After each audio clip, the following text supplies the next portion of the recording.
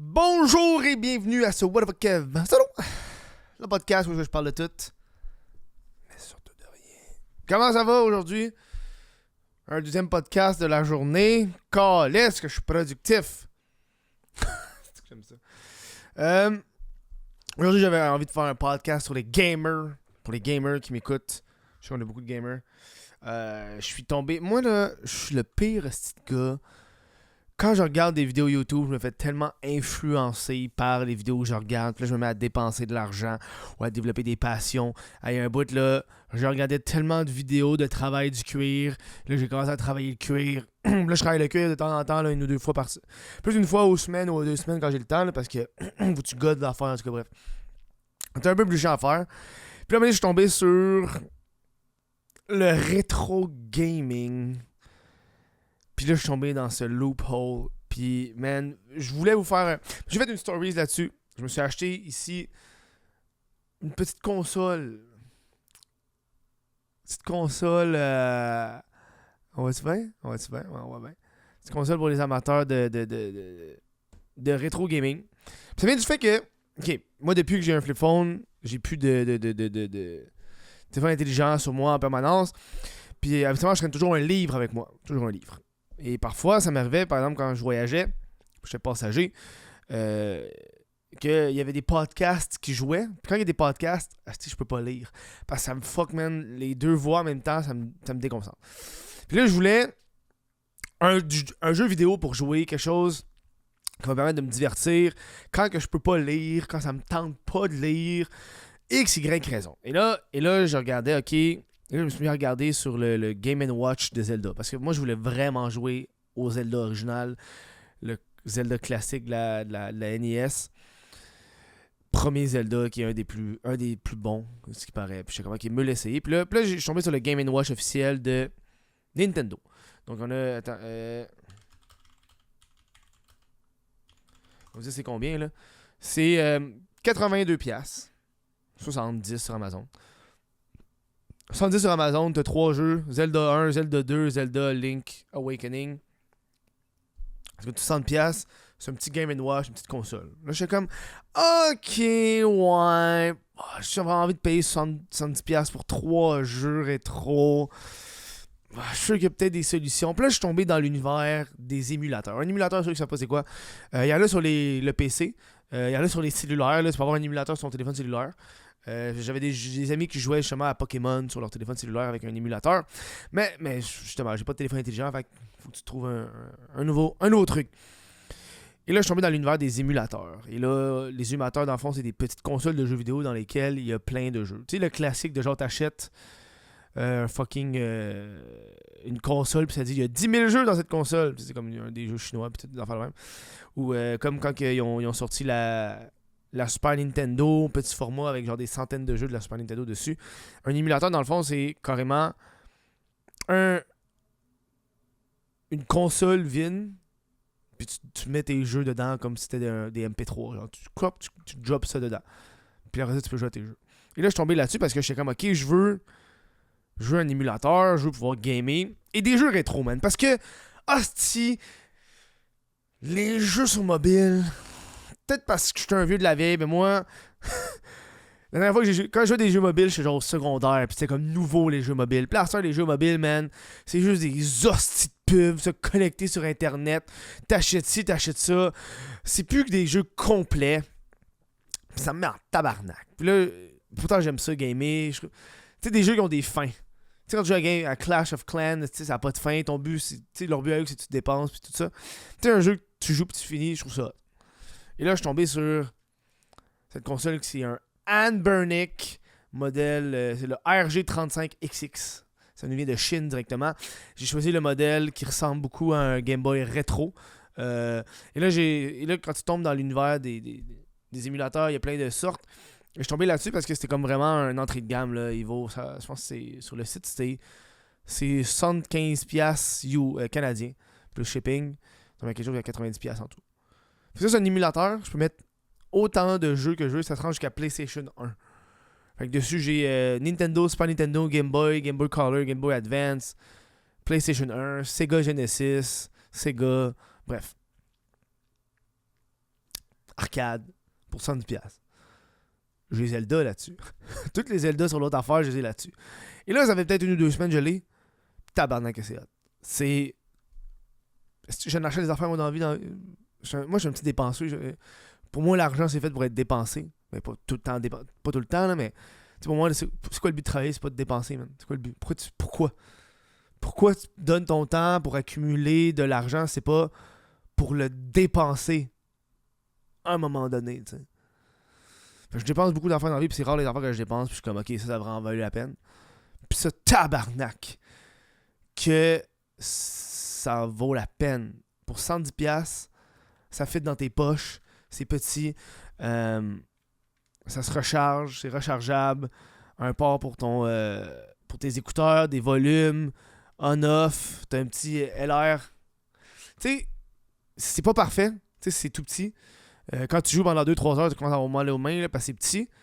Mais man, moi, je me suis ramassé à jouer à 4 heures là-dessus. Couché dans mon lit, man, avant de me coucher.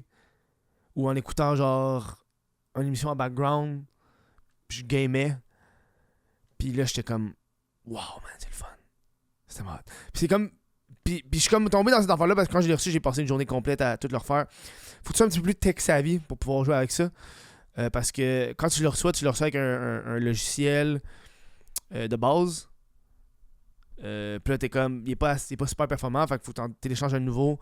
Puis là, t'achètes des nouvelles cartes SD, puis là, faut que tu transfères, puis là, tu mets les jeux dedans, puis là, en tout cas, bref, tu mets du gossage. Genre, les jeux PlayStation 1, man, c'est le char à faire. Ça m'a pris 3-4 heures juste pour trouver comment mettre des jeux de PlayStation là-dessus. Mais ça vient déjà avec des jeux de PlayStation.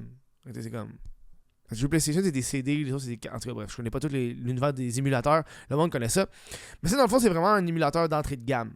Tu sais, sur Anbernic, de ce que ça vient. Tu sais, 76 US.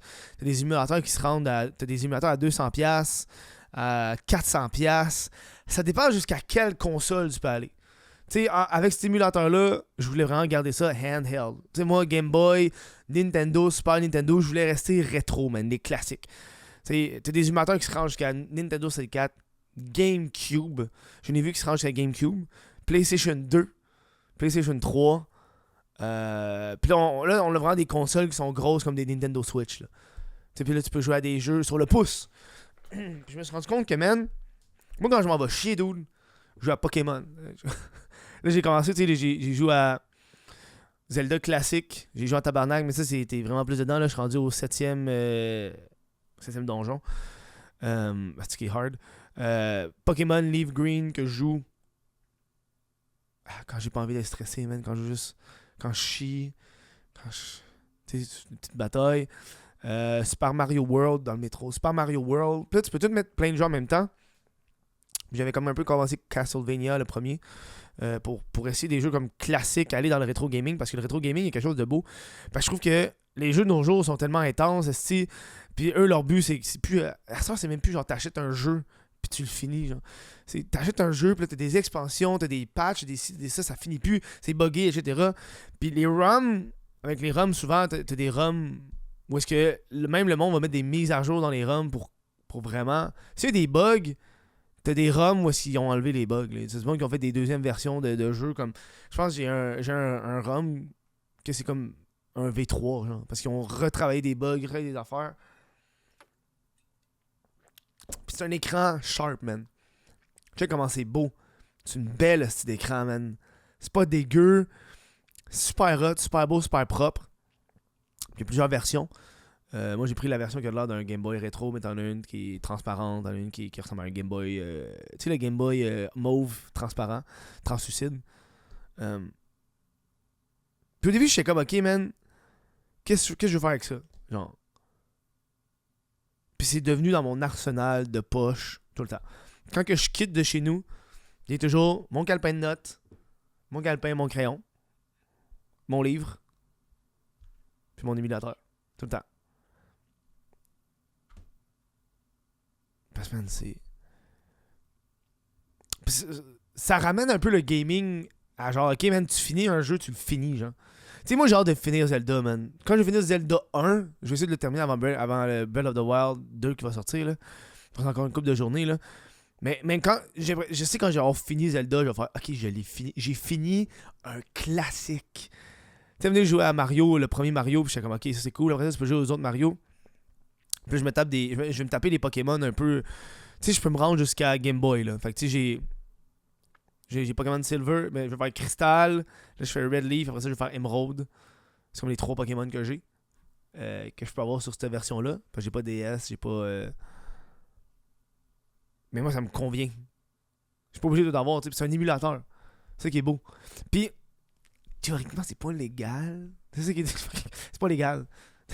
Tu sais, j'ai trouvé aucune vidéo YouTube sur comment faire. Parce que tu peux pas mettre de vidéo YouTube sur comment télécharger illégalement un jeu vidéo puis le mettre sur une console qui n'est pas par Nintendo. Tu sais? Puis yo, les jeux de PlayStation, j'ai pas beaucoup joué. J'avais commencé un peu Silent Hill. Puis je l'ai pas fini parce que je voulais jouer à d'autres jeux avant. Ça risque d'être un des jeux prochains que je vais jouer. Puis j'ai comme passé une journée complète à regarder, ok, quel jeu jouer, puis les classiques. Tu sais, quand j'ai montré ça, il y a du monde qui m'ont dit, oh, tu vas jouer à Final Fantasy. J'ai jamais joué à Final Fantasy. Puis je commence à jouer à Final Fantasy, puis j'ai téléchargé une coupe de Final Fantasy. J'ai comme un Earthbound que j'ai. En jouant à Zelda classique, je me suis rendu compte à quel point qu'à l'époque, c'était un autre type de jeu parce que il te crée dedans, genre, t'as aucune. Tu pars le jeu, t'as aucune idée quoi faire. T'as pas de directive, t'as pas de tutoriel, tu te découvres toi-même. Hey man, je suis mort à date là. Parce que dans Zelda, ça montre combien tu meurs. Je suis mort genre 120 fois à date. J'arrête pas de mourir. Ah, si j'ai de la misère là. Man, il y a des boss, je suis en train de pogner les nerfs, je suis comme tabarnak qui est hard. Mais c'est ça à l'époque, c'est difficile, man. Fallait que t'aies du skills. J'ai passé genre fucking. Je vous niaise pas, j'ai passé 2 heures à essayer de battre un donjon. Je suis prêt à le battre, je suis comme, est-ce qu'il est difficile, what the fuck? Puis là, je suis rendu au niveau. J'avais fait 3 donjons, j'arrive au 4e. Puis à chaque fois que je rentre dans le donjon, c'est écrit level 6 en haut. Moi, dans ma tête, je pensais que c'était level 6 parce que je montais des collines. Fait que je suis rendu au 6e niveau, genre élevé, surélevé, tu sais. Puis là, je suis comme, j'arrête pas de crever. Puis là, je suis comme, ok, il faut que j'aille retrouver la fée pour aller me heal. Puis là, je passe dans un endroit de la map. Puis là, je vois j'arrive dans. Tu sais, la map de Zelda, c'est comme juste des carrés qui se tassent. Puis ma caméra va se fermer. Puis, j'ai plus de batterie, ça a l'air, j'en avais pas assez. Puis là, j'arrive, je croise un donjon, puis je suis comme, c'est quoi ce petit donjon-là, man?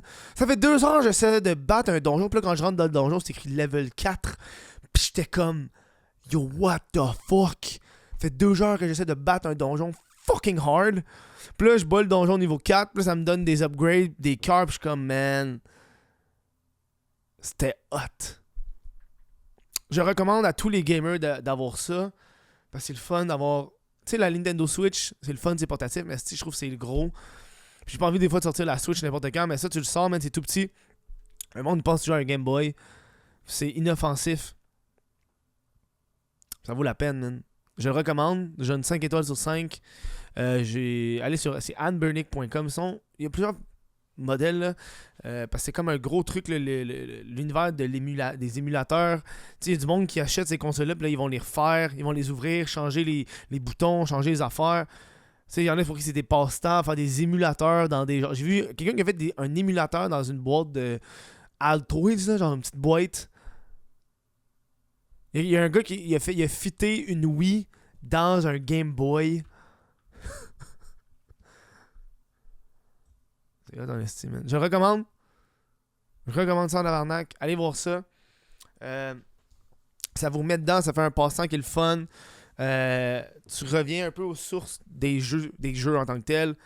Parce que c'est hot de jouer à un jeu classique. J'ai l'impression que c'est comme tu remets ça dans ton catalogue de genre, ok man, j'ai complété ces jeux-là. Puis en plus, j'ai l'impression que ces styles de jeux-là de l'époque, ça revient un peu à la mode, là, le style un peu rétro, pixel art.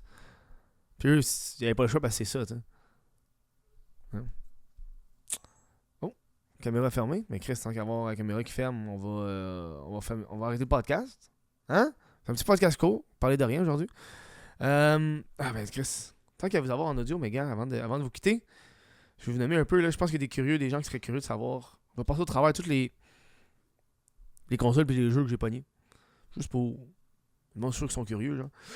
Je back, ok. Dans mes consoles, j'ai Super Nintendo. Là, juste pour dire tous les jeux que j'ai pognés. J'ai vraiment écouté des vidéos YouTube Puis j'ai checké les classements, genre les meilleurs, les 15-20 meilleurs jeux de la Super Nintendo. Puis j'ai juste tout téléchargé, man. Fait que j'ai là, on est sur la Super Nintendo, qui est la Famicom. J'ai appris que c'était pas pareil en français aux États-Unis qu'au Japon, mais bref.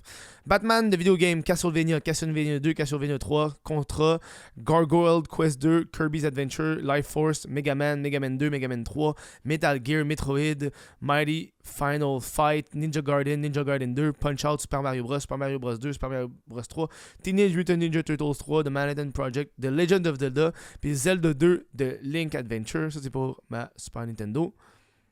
En fait, c'est pour ma Nintendo, ma NES, Nintendo Entertainment System.